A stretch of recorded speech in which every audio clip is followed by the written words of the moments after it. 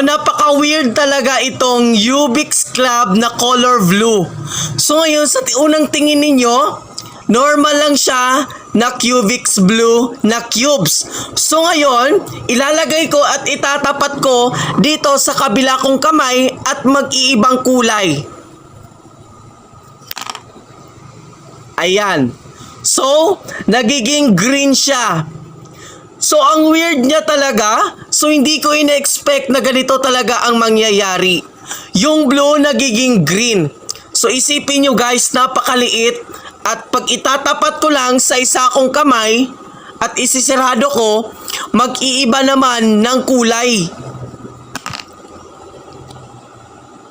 Which is, naging blue siya. Bumalik siya sa kanyang nakaraan. No, ang weird niya talaga. Isipin mo parang normal lang siya na cubes. Yun pala, meron siyang tinatagong